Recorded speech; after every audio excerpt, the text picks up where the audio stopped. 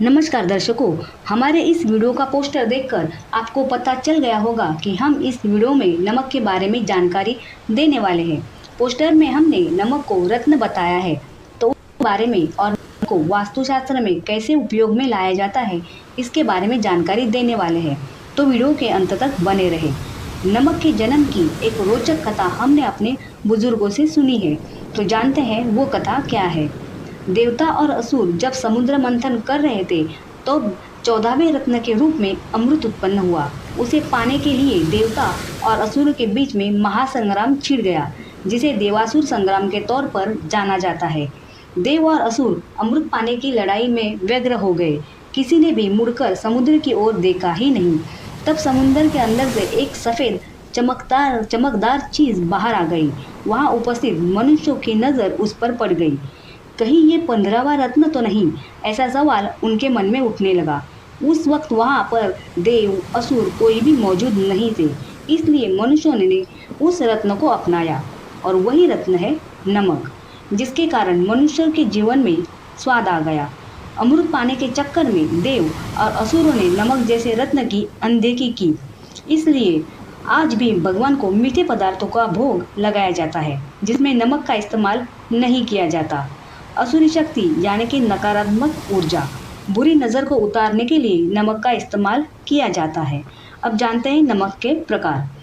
Table salt, हम सभी के घरों में ज़्यादातर यही नमक का इस्तेमाल किया जाता है, जिसे रिफाइंड नमक भी कहा जाता है। इस नमक में आयोडीन की मात्रा पर्याप्त होती है, जो शरीर में आयोडीन की कमी को दूर करता है। दानेदार और बारीक पिसे हुए इस नमक को बहुत ज़्यादा सेवन करना सेहत के लिए अच्छा नहीं माना जाता। सी सॉल्ट, समुद्री नमक। समुद्री नमक समुद्र के पानी को भाप में बदलने वाली प्रक्रिया वाष्पीकरण से बनाया जाता है। कम सोडियम और ज़्यादा आयोडीन की मात्रा इस नमक को हमारी सेहत के लिए फायदेमंद बनाती है। सी सॉल्ट का इस्तेमाल कब्ज, स्ट्रेस, गैस आदि समस्याओं से निपटने के लिए किया जाता है। हिमालयन पिंक सॉल्ट यानी कि सेंधा नमक, इस नमक में टेबल सॉल्ट की तुलना में सोडियम की मात्रा काफ़ी कम होती है, इसलिए ये हमारी सेहत के लिए स्वास्थ्यकारक माना जाता है। इसके अलावा इसमें आयरन, पोटेशियम, मैग्नीशियम और कैल्शियम भी होता है।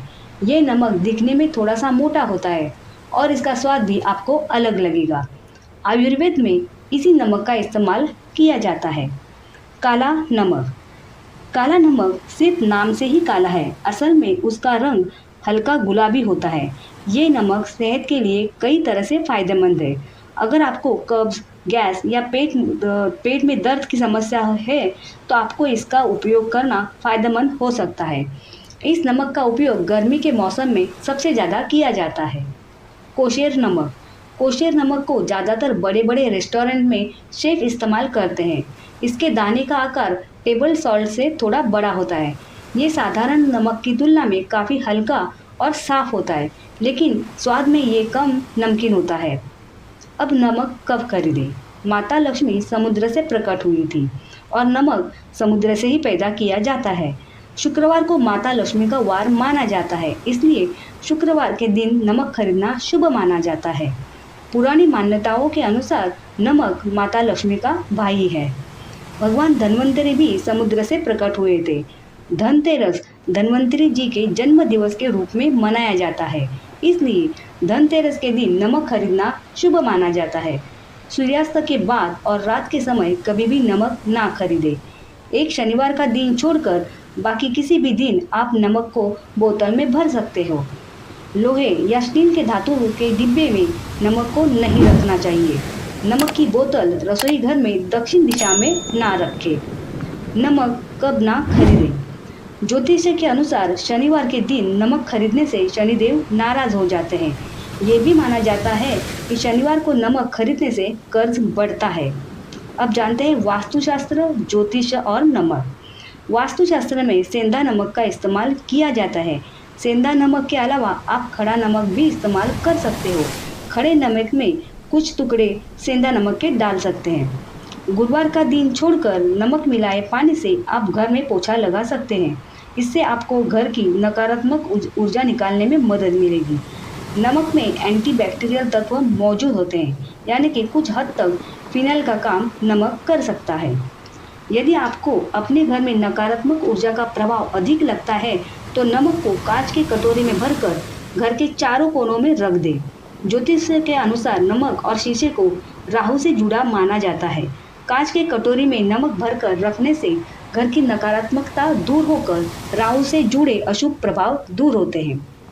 घर का शौचालय, बाथरूम अगर वास्तु के नियमों के अनुसार ना हो तो वास्तु दोष उत्पन्न हो सकते हैं। ऐसे में आपको नमक से भरी कांच की कटोरी को बाथरूम में मंगलवार या शनिवार के दिन रखना चाहिए।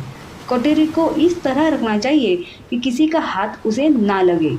अगर आपको बाथरूम में कटोरी को रखना संभव ना हो तो हफ्ते में 1 या 2 बार नमक से बाथरूम को धोना चाहिए। टॉयलेट में खड़ा नमक डालकर फ्लश करना चाहिए। इस उपाय से नकारात्मकता भी दूर हो जाएगी और कीटाणु का सफाया भी हो जाएगा। परिवार में कोई सदस्य अगर बार बार बीमार रहता हो तो उसके बेड के नज़दीक कांच के बाउल में नमक भरकर रखना चाहिए। ऐसा करने से बीमार व्यक्ति की तबीयत में सुधार होने की संभावना बढ़ जाती है, लेकिन डॉक्टर की परामर्श लेना कभी भी छोड़ना नहीं चाहिए। पति पत्नी के बीच में अगर कलह उत्पन्न हो रहा हो, मतभेद झगड़ा हो रहा हो तो बेडरूम में कांच की कटोरी में नमक भरकर रख देना चाहिए। अभी कटोरी में भरे नमक जो होते हैं तो उस कटोरी के जो भरा नमक है उसे कैसे निकालें। कांच के कटोरी में नमक भरकर जो उपाय करने को बताया गया है वो महीने में 2 या 3 बार आप कर सकते हो। बार बार आपको ये उपाय नहीं करने हैं। अगर आपके रखे कांच के बाउल में नमक को पानी छूट जाए तो तुरंत ही नमक को निकाल कर बाउल को धोकर उसे सूखे कपड़े से पोंछकर फिर उसमें नया नमक भरकर कटोरी फिर वही रख देनी चाहिए। बाउल में रखे नमक को आप बाथरूम में फ्लश कर सकते हैं। कदापि भी आप रसोई घर के बेसिन में ऐसे नमक को ना डालें। यदि आप चाहें तो ऐसे नमक को आप बाहर जाकर बहते पानी में बहा सकते हैं या फिर कोई उचित जगह देखकर उसे फेंक सकते हैं। लेकिन घर में आने के बाद तुरंत ही बाथरूम में जाकर अपना हाथ, पैर, मुंह धो लेना चाहिए और पानी से कुल्ला करना चाहिए। उसके पश्चात घर के मंदिर में भगवान को प्रणाम करना चाहिए। अगर कोई व्यक्ति तनाव या फिर थकान महसूस कर रही हो तो ऐसे व्यक्ति को नहाने के पानी में एक चुटकी भर नमक डालकर नहाना चाहिए। बुखार से पीड़ित व्यक्ति के माथे पर ठंडे पानी की पट्टियाँ रखी जाती हैं। उस ठंडे पानी में थोड़ा नमक डालने से बुखार उतरने में मदद मिलती है। बुरी नज़र उतारने के लिए मिर्च, सरसों और नमक इस सामग्री का इस्तेमाल किया जाता है। नज़र उतारने के बाद सामग्री को जले हुए अंगारों में झोंका जाता है। इस सामग्री को झोंकने के बाद अगर गंदी बदबू आए तो ऐसे व्यक्ति की दूसरे दिन भी नज़र उतारनी चाहिए। नज़र उतारने के बाद जिसकी नज़र उतारी गई है वो और जिसने नज़र उतारी है वो दोनों व्यक्ति को अपने हाथ, पैर, मुंह धो लेना चाहिए और पानी से कुल्ला करने के बाद घर के मंदिर में जाकर भगवान को प्रणाम करना चाहिए। अगर किसी को अपने किसी काम में सफलता ना मिल रही हो तो घर से बाहर निकलते वक्त घर की दहलीज के बाहर व्यक्ति को अपनी दाहिनी ओर चुटकी भर नमक डालकर उसे पैर से रगड़कर बाहर जाना चाहिए। ऐसा करने से काम में सफलता मिलने की संभावना बढ़ जाती है।